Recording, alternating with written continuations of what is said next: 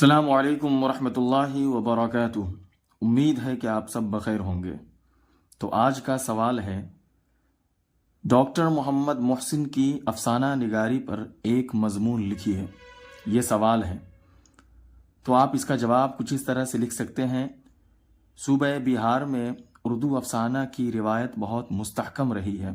مستحکم کا مطلب ہوتا ہے مضبوط رہی ہے، یعنی یہ رواج چل پڑا ہے۔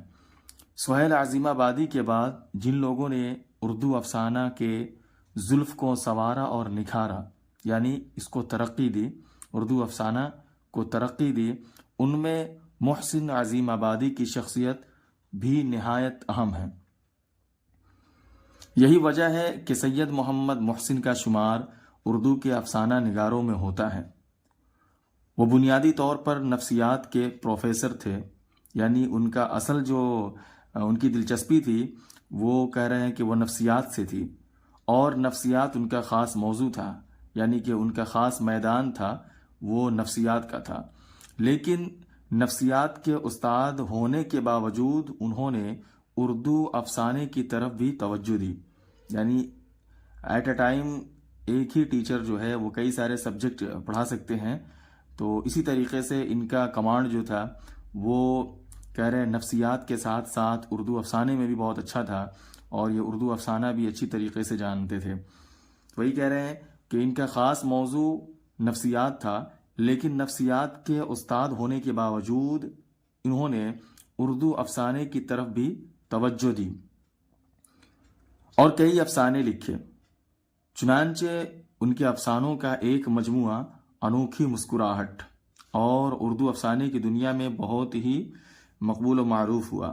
یعنی کہہ رہے ہیں کہ انہوں نے افسانوں میں کئی سارے افسانے لکھے، اور اس میں جو ہے سب سے مشہور جو ہے ان کے افسانوں میں وہ انوکھی مسکراہٹ ہے، جو اردو افسانے کی دنیا میں بہت زیادہ مقبول و معروف ہوا ہے، اور لوگوں نے اس کو بہت پسند کیا ہے۔ اسی طریقے سے کہتے ہیں کہ آگے بتا رہے ہیں، انوکھی مسکراہٹ ان کے افسانوں کے مجموعہ کا نام ہے۔ ٹھیک ہے، انوکھی مسکراہٹ ان کے افسانوں کے مجموعہ کا نام ہے، لیکن اس مجموعہ میں انوکھی مسکراہٹ کے نام سے ایک افسانہ بھی ہے، جس کی اہمیت و مقبولیت کی وجہ سے مجموعے کا نام بھی انوکھی مسکراہٹ رکھا گیا۔ یعنی یہ کہنا چاہ رہا ہے، اس کے اندر آپ سمجھ لیجئے کہ ایک ٹاپک ہے، ایک انہوں نے افسانہ لکھا ہے، یعنی ایک بک لکھا ہے، افسانہ کا بک لکھا ہے، اس کے اندر جو ہے ایک انوکھی مسکراہٹ کے ٹاپک سے ایک اس کے اندر افسانہ بھی ہے، اور اس بک کا نام بھی انوکھی مسکراہٹ ہے۔ ٹھیک ہے، اس افسانے کی جو بک ہے اس کا بھی نام انوکھی مسکراہٹ ہے، اور اس کے اندر ایک ٹاپک ہے، اس کے اندر بھی جو ہے انوکھی مسکراہٹ کے نام سے ایک ٹاپک ہے، جو لوگوں کو بہت زیادہ پسند آیا ہے۔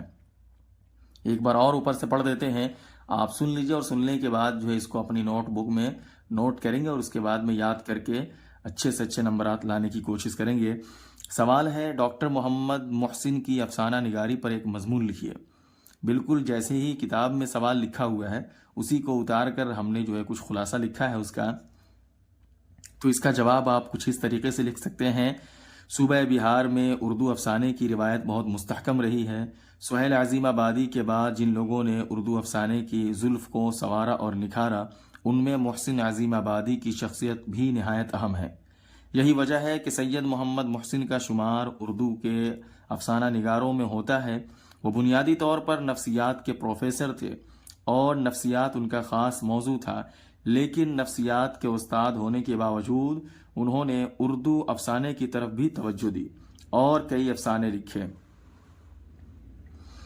چنانچہ ان کے افسانوں کا ایک مجموعہ انوکھی مسکراہٹ اردو کے افسانوں کی دنیا میں بہت ہی مقبول و معروف ہوا۔ انوکھی مسکراہٹ ان کے افسانوں کے مجموعہ کا نام ہے، لیکن اس مجموعہ میں انوکھی مسکراہٹ کے نام سے ایک افسانہ بھی ہے، جس کی اہمیت و مقبولیت کی وجہ سے مجموعے کا نام بھی انوکھی مسکراہٹ رکھ دیا گیا۔